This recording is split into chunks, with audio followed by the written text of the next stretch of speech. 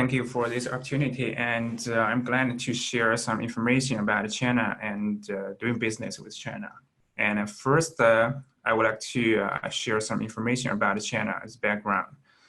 Right now, China is the second largest economy after United States. And for last year, we have a population about, it's close to 1.4 trillion, billion populations. And from the past 5 years, China is the fastest growing economy in the world.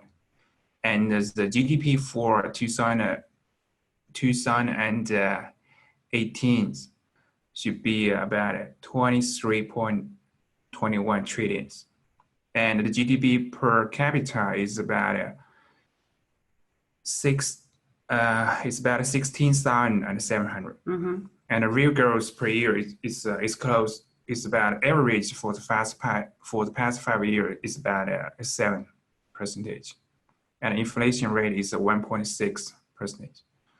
And export per year is about 2.3 trillion.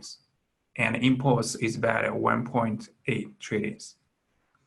The unemployment rate is about 3.5 to 4% for the past 5 years. Yeah. That's good. All right, let's talk about China trade. Okay. China has become, for the 5 years ago, China has taken Japan as the second largest economy after United States. And the top five, well, we will talk about the export countries from China to the other countries. Number one is the United States. And number two is Hong Kong. As we know, the Hong Kong is a part of China, and but it's a special zone. In China, we talk about Hong Kong is special, but in political, it belongs to China. And if you move a shipment from China mainland to overseas, translated in Hong Kong, it's also treated as export. Okay. From Hong Kong to China mainland to Hong Kong is treated as export. From Hong Kong to China mainland will be treated as import. So we also treat Hong Kong as another economy. Okay. The third is Japan. 4 is Germany, and 5 is South Korea. Japan and Korea, Korea is not a very big economy, but it's the main reason is to be the fifth export country because it's very close to China. So we have some disadvantage about this. And the top 5 import countries from import to China is number 1 is still in United States, and number 2 is South Korea. So South Korea is very close to China. They move a lot of material and to open a lot of factories, in China. So they import a lot of things, from their country to China to produce things and then export. Okay. And then the third one is Japan, and 4 is Germany. Germany, we import a lot of machinery, and the medical products from Germany. And the 5 is Australia. Australia is mainly, we import a lot of raw material, like steel material, raw material from Australia. And for export from China to the other countries, basically the commodities, electronical and the machinery and computers and telecommunications equipment, appear furniture and textile, and also some tools.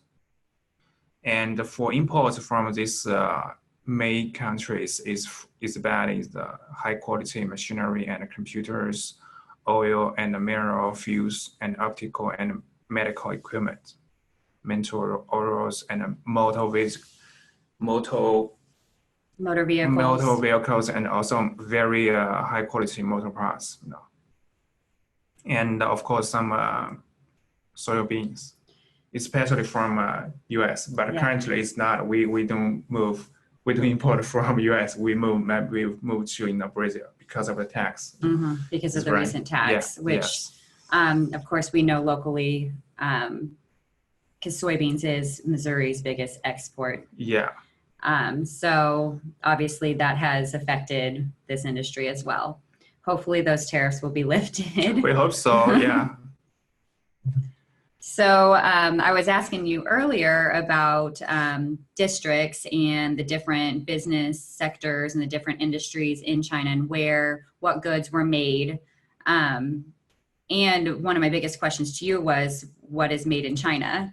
And you quickly answered, well, everything, yes. Right? So let's talk about the different districts and where the factories might be, and I'll let you take that over. Okay, so basically from the north of China is mainly the products is heavy industry. Okay. So they export a lot of tools, machinery, and equipment from north. And north they also export a little bit about appearance garments, but not too much. For the east of China, okay, the north of China, the main port is Dalian, Tianjin, also we call it Xingang, that's Dalian, and Qingdao. These are the main three north ports. Qingdao is the biggest. So we see a lot of heavy freight from the north. Yes, it's heavy cargo. So yeah, but the carriers and shipping lines also know that they have a lot of heavy cargoes from north. So they have some very good weight limited for north to export to other countries. And the east of China, the two main ports is Shanghai and Ningbo.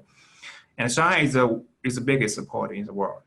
And it moves about, for the container per year for import and export is close to 30 million TEU per year. So it's very big. It's the number one port in the world.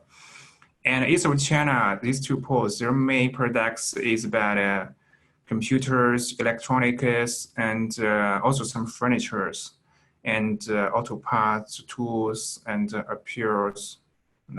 They have a very growth, developing industry in east of China, and they have a lot of cities around Shanghai. It's like Hangzhou, Nanjing, and Suzhou. These are all very big cities. They have very growth sectors about the economy.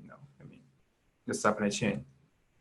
And then we move to south, and the first beginning of south is Hong Kong, and then after for the past 40 years, China has new growth.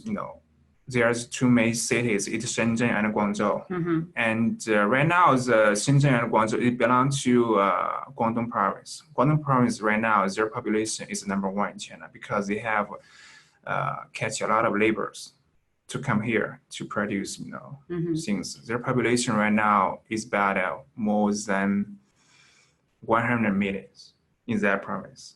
And we've noticed in that area, we've noticed an uptick of shipments from that area just in the past couple of years as well. Yeah. So can we talk about Hong Kong for a minute? What are some of the advantages or disadvantages when importing or exporting from Hong Kong?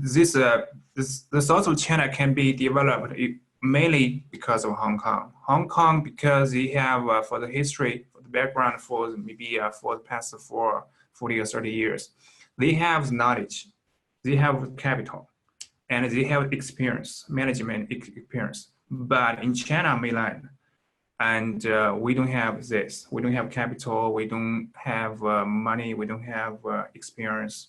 We don't have. We just have labor. We have land.